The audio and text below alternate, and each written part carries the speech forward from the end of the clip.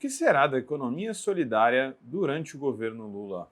Então, eu entendo que os maiores desafios para a economia solidária nesse momento dizem respeito à perspectiva dela. Qual é o papel que ela vai ter, que ela vai desempenhar no médio, no longo prazo, né? Ela vem desempenhando um papel nos últimos 20 anos, pelo menos, um papel compensatório, né, de ocupar certos espaços abandonados pelo setor mais dinâmico da economia capitalista, e, portanto, esse espaço residual que ela ocupa um pouco para compensar as mazelas que o capitalismo deixa, isso é nítido em vários setores, que são complicados de administrar do ponto de vista mais capitalista, então, na reciclagem, na pesca artesanal, na agricultura familiar, né? Então, se ela vai ter esse caráter, e ela pode ter esse caráter, né, compensatório, residual, ou se ela vai ter um caráter mais estratégico, né, de realmente possibilitar aos trabalhadores mais do que eles conseguem pelo emprego formal. O que seria, né? O que é esse mais? É o controle do processo produtivo, deter, pelo menos em grande parte, os meios de produção, seja como for, né? Como proprietários ou locatários desses meios de produção, e ter uma garantia do direito ao trabalho por esse caminho da auto-organização do trabalho, né? Então, eu entendo que o interessante é pensar políticas que permitam que, a partir dessas brechas, desse espaço um tanto residual, a gente possa expandir, possa tentar derrubar esses muros, quebrar esse asfalto, né? A partir da organização, da auto-organização dos trabalhadores. Então, ter políticas para isso significa, por exemplo, políticas de crédito, políticas de inovação tecnológica, políticas que possibilitem uma melhoria nas condições de trabalho, nos meios de produção, né, o acesso ao crédito necessário para comprar máquinas, equipamentos, fazer capital de giro, né, de maneira que esse espaço que é, né, nesse momento residual, possa crescer e possa se transformar em algo mais relevante, né, para a sociedade como um todo.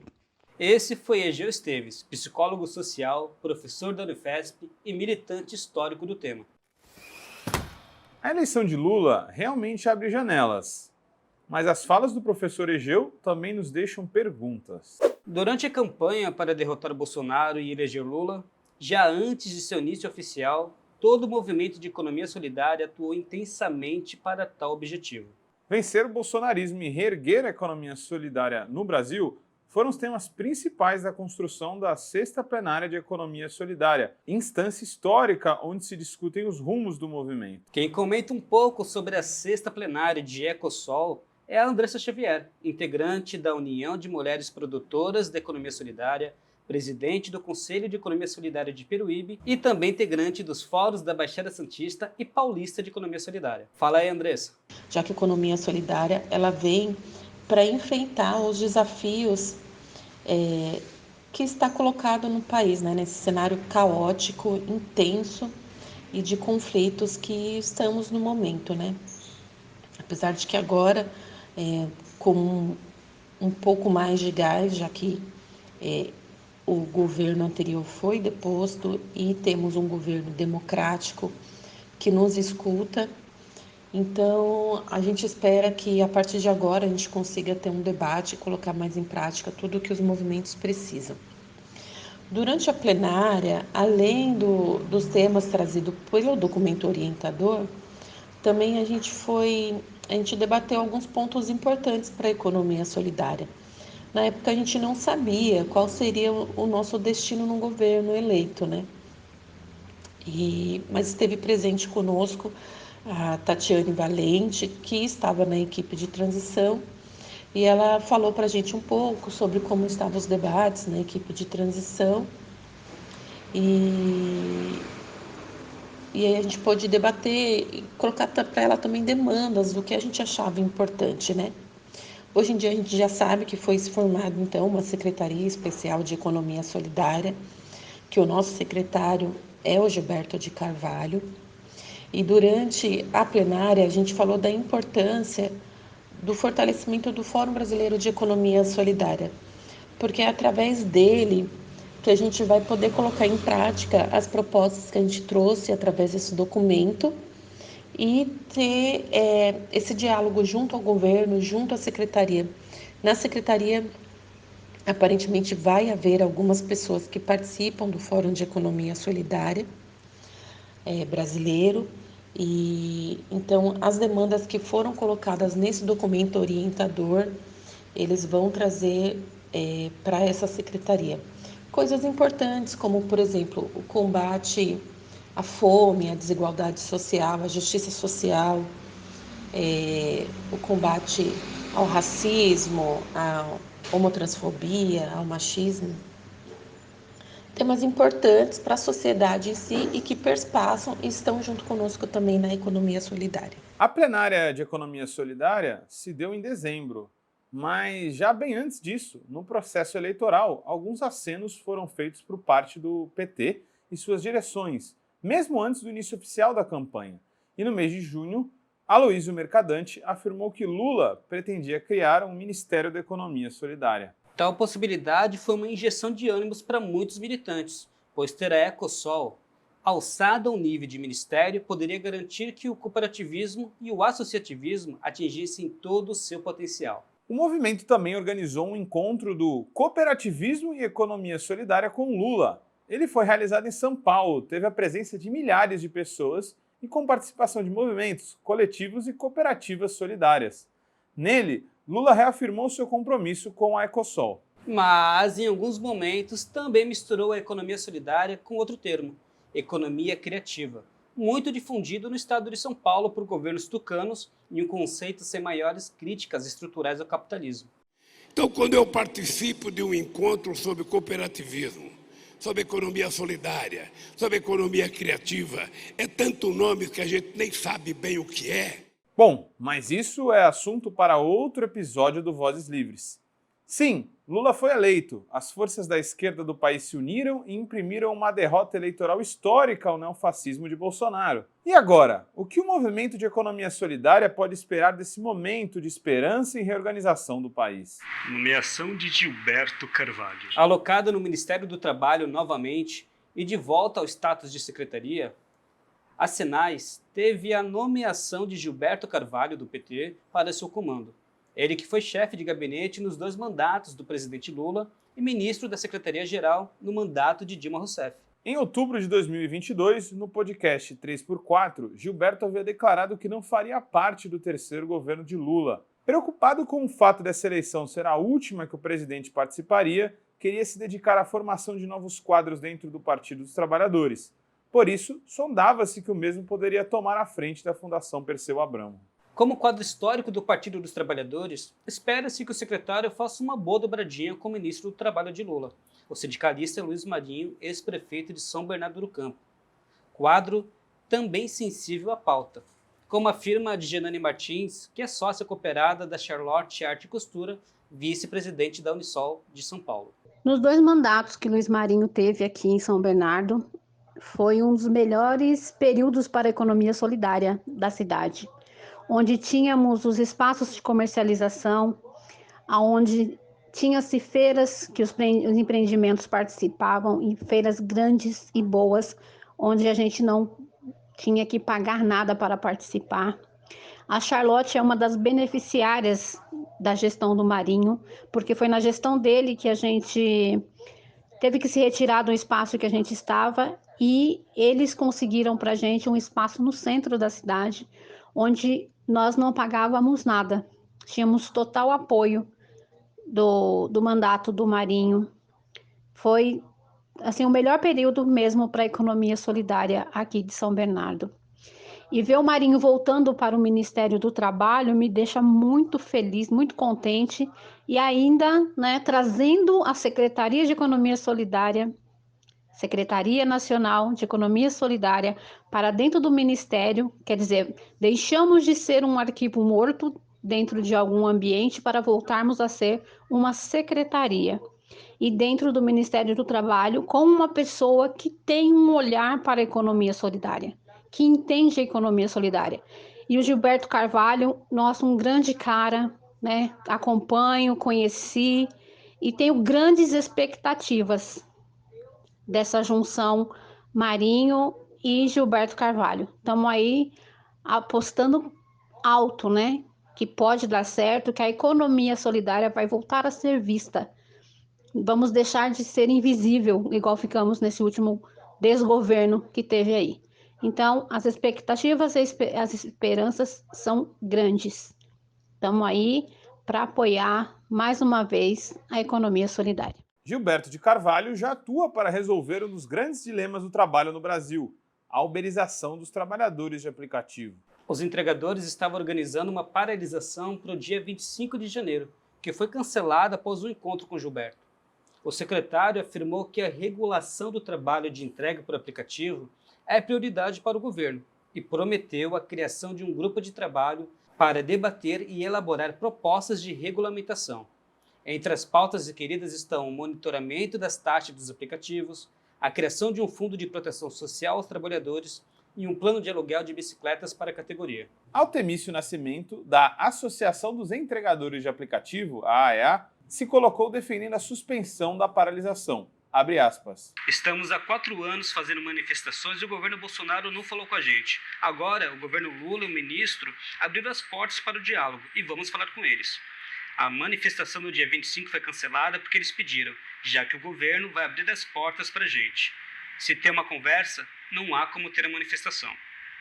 Fecha aspas. As iniciativas parecem necessárias e promissoras, além de mostrar uma sensibilidade a problemas tão urgentes para o mundo do trabalho no Brasil. Mas seria inteligente desmobilizar os protestos e a militância contra os aplicativos? Aos poucos iremos montar o quebra-cabeça desse governo no sentido de manter a sociedade mais ou menos mobilizada e no sentido da ampliação do processo de consciência dos trabalhadores. No último Fórum Social Mundial, realizado entre 23 e 28 de janeiro de 2023 em Porto Alegre, pudemos ver um pouco da visão de mundo de Gilberto Carvalho à frente da Secretaria de Economia Solidária.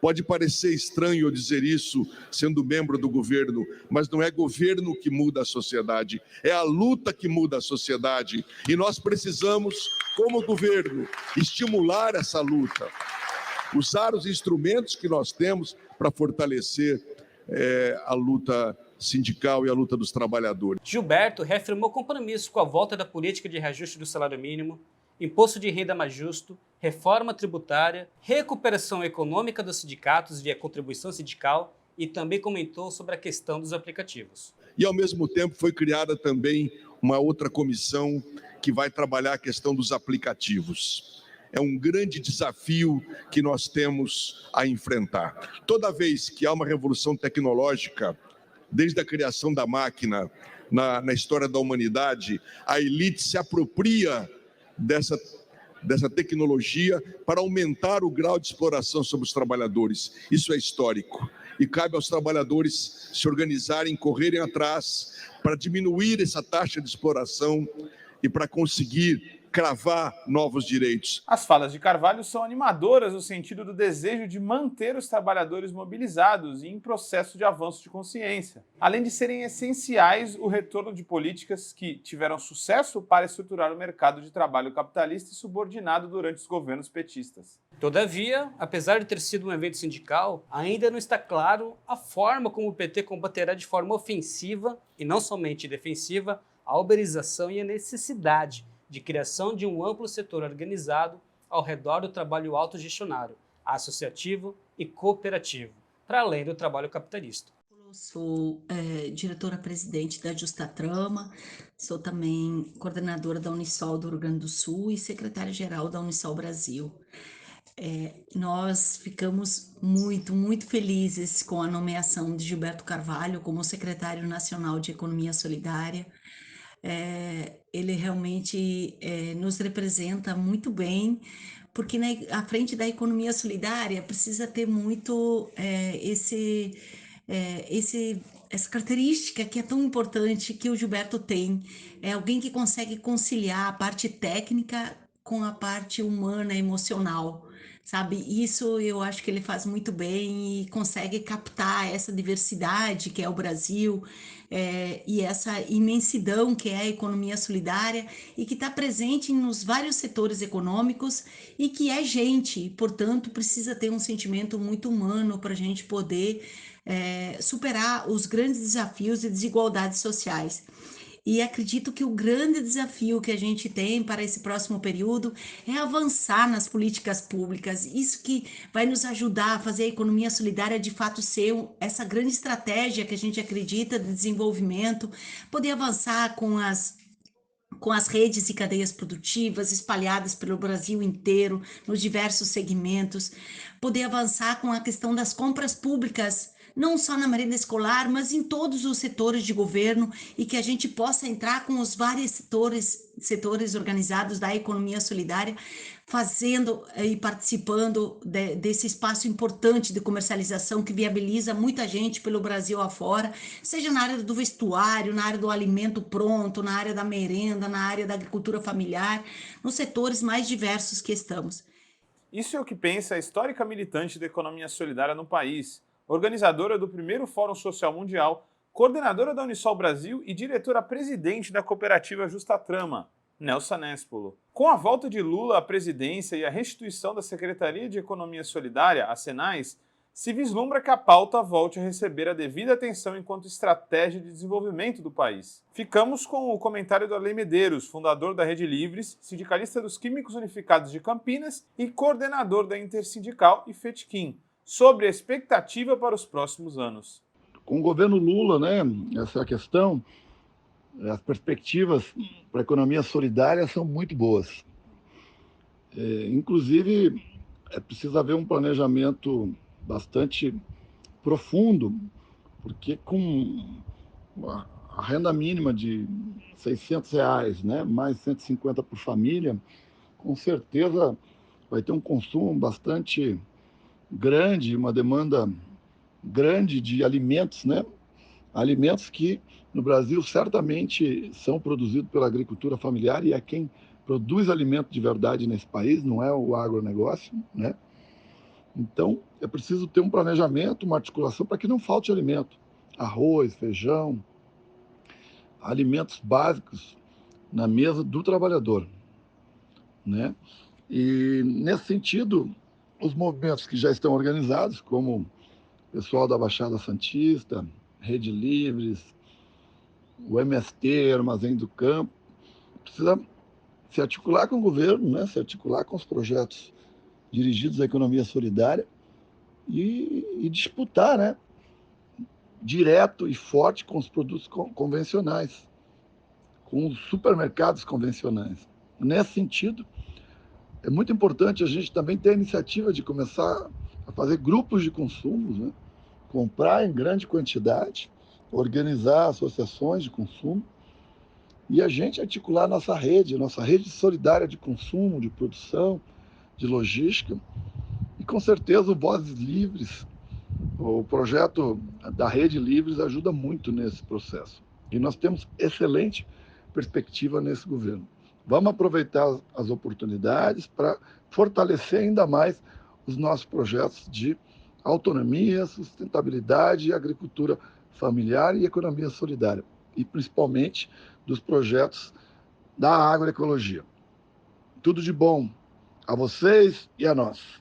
Então, quais serão os desafios da Ecosol daqui para frente? Eu acho que os desafios para a economia solidária são vários, né? Começa por entender qual o papel de uma economia solidária dentro de uma sociedade salarial. Se ela ocupa um espaço residual nessa sociedade e aí esse espaço dela visa compensar os defeitos, as mazelas, digamos, esse capitalismo eternamente em crise, ou se o objetivo dela é superar essa sociedade por outra sociedade, né? Em que o associativismo substitui o assalariamento. Infelizmente, a gente não tem um país, uma referência de país, um outro local com uma sociedade com um vínculo associativo como principal forma de trabalho que possa servir de referência. Então, é muito difícil para nós ver isso. E aí, o que acaba ficando realmente é a importância da economia solidária para, desculpa a expressão, né, meio que tampar o buraco de onde o capitalismo, nas aquelas atividades em que já não são tão interessantes ou que seriam inviáveis dentro da lógica do emprego formal. Então fica esse lugar, assim, qual é o papel da economia solidária, né?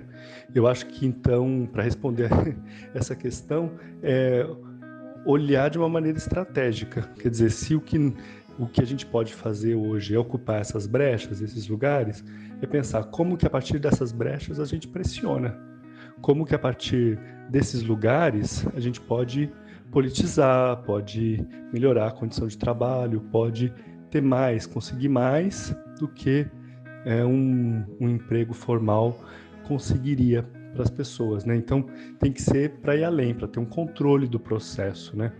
Isso é um pouco na linha do que nós escrevemos também com a Nelsa Nespolo, né? Nessa linha de conseguir para os trabalhadores via economia solidária mais do que aquilo que eles conseguem pela economia, pelo assalariamento, né? Então, nesse termo também um desafio que se coloca é a sociedade, o capitalismo funcionando melhor, mais bem administrado aí, no sentido de um aumento, um crescimento econômico, uma melhoria da distribuição de renda, né? Então, como é que fica nessa situação? Vai continuar tendo espaço para uma economia solidária? Ou ela vai se tornar ainda mais residual, né? Então, acho que é dentro desse conflito, dessas questões, que a gente vai construir essa resposta. A reflexão do professor Egeu Esteves nos levanta novos questionamentos. Será o governo Lula um governo sensível, mas também ciente de que a Ecosol pode ser o instrumento principal para a emancipação do trabalho no Brasil? Será o governo Lula um governo compromissado com o trabalho emancipado, solidário e associado pelo menos tanto quanto o com o trabalho subordinado, o chamado emprego com o patrão? As perspectivas são animadoras, mas é preciso manter o trabalho duro, a organização e a mobilização. Bom, todas as questões são questões que responderemos aqui, no futuro, com auxílio de muitas vozes livres. Eu sou o Guilherme Prado. E eu sou Eduardo Ferreira. E ficamos por aqui em mais um episódio. Ecosalve e até a próxima. Como todo trabalho independente, esse podcast pode estar por um Pix, ou melhor, um Tris, sem o apoio solidário de seus ouvintes. Portanto, se você já se divertiu conosco, se enriqueceu, se informou, ou se fomos apenas um passatempo para você, nos ajude para que continuemos existindo. Sem financiamento, sem independência. Portanto, ajude o Vozes Livres se tiver consciência. Isso pode ser feito pelo nosso apoia-se/podcast Vozes Livres ou pelo Pix, pelo e-mail podcastvozeslivres@gmail.com, escrevendo no assunto a palavra Vozes. Nos acompanhe nas redes sociais, @Livrescop e @Livresprodutos do Bem. O Vozes Livres é um podcast realizado pela Rede Livres e financiado pelo Sindicato dos Químicos Unificados de Campinas e Região e pela Federação dos Trabalhadores do Ramo Químico do Estado de São Paulo. Produzido coletivamente por Guilherme Prado, Vitória Felipe e pelo coletivo Orvalho Filmes, composto por Eduardo Ferreira, Gaspar Lourenço e Guilherme Bonfim.